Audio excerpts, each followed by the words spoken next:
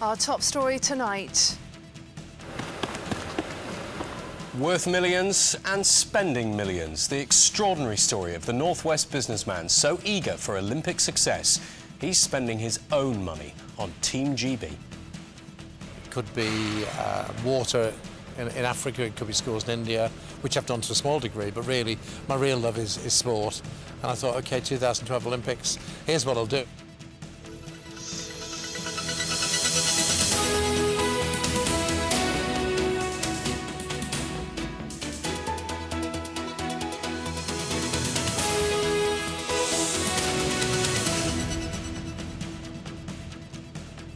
Hello, a very warm welcome to Tuesday's Granada Reports. Hello, also on the programme this evening.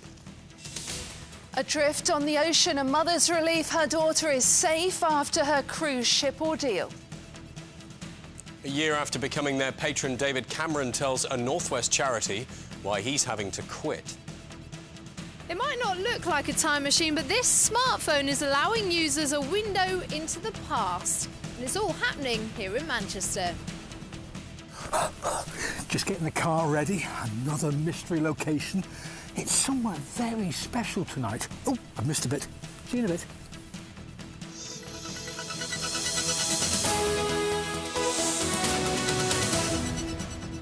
So please stay with us. But first, with the Olympics just 150 days away now, we're meeting the wealthy Northwest businessman who's spending millions to help our athletes succeed.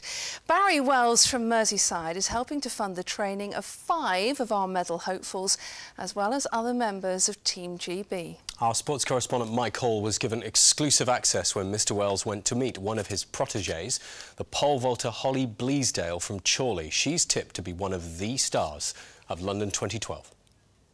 Holly Bleasdale. He's the multi-millionaire who could turn out to be the biggest hero of this summer's Olympic Games. Today, Bootle entrepreneur Barrie Wells drops in on Holly Bleasdale, a rising star of British athletics whose gold medal prospects have been boosted thanks to his generosity. So I'd accumulated quite a large amount of money. I was going to decide to become a philanthropist and basically give it away to all sorts of things. It could have been, I mean, part of it could be water in Africa, it could be schools in India, which I've done to a small degree, but really my real love is sport. And I thought, OK, 2012 Olympics, here's what I'll do. I'll get people, role models, people who I think I can make a difference to funding, that they've got some potential for 2012, and that I can get on with as well, because the key thing is I wouldn't give the money to anybody. Wells made his millions through insurance. He's now hoping to protect the future of British athletics by investing £500,000 a year in the sport. You're an athletics fan, first and foremost. Well, I'm a sports fan, but athletics in particular. Athletics and Liverpool Football Club in particular. Were you never tempted to invest in Liverpool? No, that would require a load of money. A load of money. That would be going past a labour of love. So something which I could really, really make a difference. So it was going for sport and going for people who I felt could be role models, who can go into schools and do something in schools. It's so special because there's hardly any people that I'd like to invest the money in helping us, and it's not only helping us, it's helping the sport progress, because obviously I'm hoping to get to the top in my career, and the money and the personal relationship that I'm having with Barrie is just such a bonus, and it's obviously making me compete so much better. Wigan's Jenny Meadows and Southport's Michael Rimmer also benefit from Barrie's generosity. In all, 18 members of Team GB have his financial support. Whether it's buying new kit or paying travel costs, it could ultimately be the difference between silver and gold. The poles are so expensive, and I have to buy them myself. I don't get, them like bursaries or scholarships like that, so Barrie's helped me bought like a set of brand new poles which are going to hopefully vault me much higher, so I'm really grateful for obviously the poles, and obviously I couldn't pole vault without them, so obviously that's the main thing. So far Barrie's invested £2 million in his athletes, his dream to see them all on the podium. I'd just unbelievable. I'd just be crying away, oh, Holly Bleasdale. I'd just be up screaming, just amazing, because I think potentially Holly could get a medal. Should that happen, then expect this partnership to take British athletics to new heights. Yeah, let's Let's hope so. Well, Mike joins us now. Mike, you hear about a story like this, you can't help but wonder what is in it for him. Yes, it would be very easy to be cynical, wouldn't it? But this is a man who simply loves sport. Barrie is in that very fortunate position where he has so much money, he doesn't know what to spend it on. He could be buying houses or flash cars or private jets, but in the end, he decided he'd get more pleasure out of helping Great Britain's Olympic hopefuls. What's in it for him? Well, apart from that feeling of satisfaction when one of them wins a medal, he also gets 6 half days of their time when these athletes go into local schools and help to inspire the next generation. And so far, between these 18 athletes, they've spoken to 40,000 school children, so very inspiring. Yes, it is an extraordinary story, and I suppose there is nothing like that feeling when your team does well, is there? Absolutely. I mean, the only thing I compare it to, it's like having a share in 18 different football clubs and being able to cheer them all on a Saturday afternoon. He's in a very privileged position, and it's great what he's doing with his money. Yeah, I couldn't agree more. Thanks a lot, Mike. A mother from Salford who spent 24 hours worrying about her daughter on a stricken cruise liner has received news she's safe and well. Hannah Hargreaves has spent 18 months working on the Costa Allegra, which suffered a power failure out in the Indian Ocean. The liner is the sister ship of the ill-fated Costa Concordia. It spent hours adrift before a fishing trawler reached it to help. Today, at home in Salford, Hannah's mum received the call she'd been waiting for. Mark Tattersall was there. Scouring the internet for news, Christine Hargreaves yearns for a phone call from her daughter, just to hear she's all right. You automatically think the worst. When I initially heard that there'd been electric failure, I didn't think it was too bad. Then obviously coming home, reading more news items, and there'd be a fire, then my concerns were raised. Then not having any information whatsoever was really disconcerting, or not being able to contact or speak to anybody. 20-year-old Hannah from Salford has worked on the Costa Allegra as a dancer for the last 18 months. But last night news came through there was a problem on board the 29,000-ton ship. A fire had broken out and all power had been lost. My brother contacted me to say, what ship is Hannah on? And he said they've got no electrics and they're floating in the Indian Ocean. But then when I came home and looked at the internet, and obviously saw that there'd been a fire and it'd been taken quite a while to put out, then I started to get concerned. The Costa Allegra is the sister ship to the Costa Concordia, which ran aground off Italy's west coast in January, with a death toll expected to reach 32. The Allegra lost power yesterday in the Indian Ocean, 200 miles southwest of the Seychelles. It drifted for hours before a French vessel answered its distress call. The cruise liner's now being towed to the nearest port in the Seychelles, expected to arrive on Thursday. OK. So everyone's fine?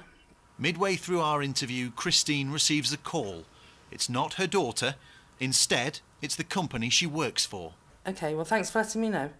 OK, thank you. Thanks. Bye. OK. That was Costa informing me that everyone's safe on the ship. But I'd still obviously just like to hear her and see how she is in herself. Knowing Hannah's safe and well comes as a huge relief. But still, all her mum can do is wait by the phone. Mark Tattersall, Granada reports, Salford.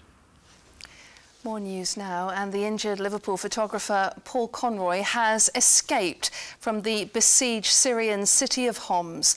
The Foreign Office has confirmed that Paul, who works for the Sunday Times, is now safe in Lebanon. His family have spoken to him and they say he's in good spirits and they're looking forward to getting him home. Detectives on Merseyside are hunting a group of men who were seen running from a house shortly before a man was found dying from suspected stab wounds. The group of up to 4 escaped in a silver BMW which had been parked outside the property in Norris Green. Officers found the victim when they were called to reports of a disturbance. He died before paramedics could get him to hospital. Relatives today left flowers at the scene. A gas fitter will be prosecuted over the explosion that destroyed 3 homes in Salford and damaged many more. The blast in Earlham injured 15 people in November 2010. The Health and Safety Executive is taking legal action against self-employed contractor Paul Kay from Warrington. Health check scorecards will be written for hospitals to monitor the level of care for patients. Nursing staff across many of the North West hospitals have signed up to a transparency scheme that aims to drive up the standard of care for people getting treatment. It aims to ensure patients and their families can be confident they're being looked after properly. A lot of the practice we had years ago was considered ritualistic, and I think we tended to throw the baby out with the bathwater, and now we're getting back to those good old-fashioned values. 2 men are being questioned by police over an alleged assault on the Labour MP for Barrow and Furness, John Woodcock. The Shadow Transport Secretary, Mr Woodcock, said he had a bag pushed into his face after he challenged the men over antisocial behaviour on a train.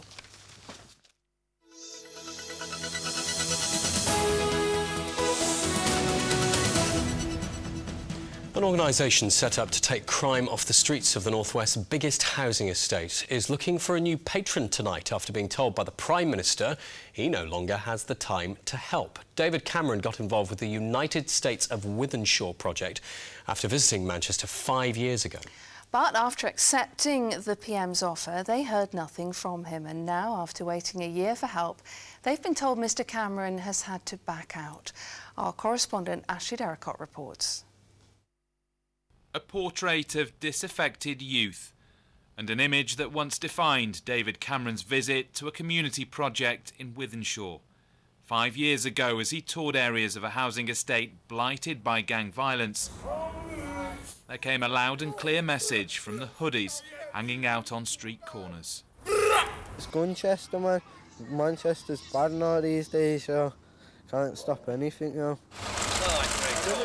But Mr Cameron also met people with vision, like Greg Davis, the founder of United Estates of Wythenshawe, a community-led project offering hope and support where previously it hadn't existed. The then opposition leader even came on to Granada Reports, singing its praises. The guys I was seeing, they were not happy with what was going wrong in their community, so they set up a gym, they put it in an old church, they've got business units there, training they give to young people. They're taking young people off the streets, they're giving them something to do.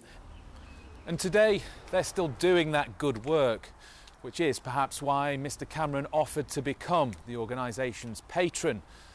However, they tell me here they haven't seen him since. Now he's decided to step down from his official position. In a letter, the PM said although he still takes an interest, he was just too busy, which leaves the management of United Estates without a patron and also struggling for political support. If you don't live in an inner city area, then what is the problem? I think we'll struggle to make an impact genuinely at the full range of inner city problems, including gang culture, including gun and knife crime, while all our MPs of all parties are so comfortable. But those behind this project say they're as focused on their aims now as they were 5 years ago, and their work will go on regardless of whether or not the politicians are on board. Ashley Derricott, Granada Reports, Wythenshawe. And in the last few minutes, we have had a statement from the Prime Minister's office. His spokesman says the Prime Minister takes the issue of gang violence seriously and is committed to supporting the police and local communities in tackling it. The statement continues, intervening early is essential, which is why we are working with young people most at risk of becoming involved in gang behaviour. Still to come tonight. Yes, you saw right. That is Carlos Tevez back in a Manchester City shirt. More on that in sport. And they say the sun always shines on the righteous. Well, it's been shining on Fred too. But can you tell us where he is tonight? But before that, have you ever wondered what it feels like to be Doctor Who? Imagine if at the click of a button you could transport yourself back in time, just like that.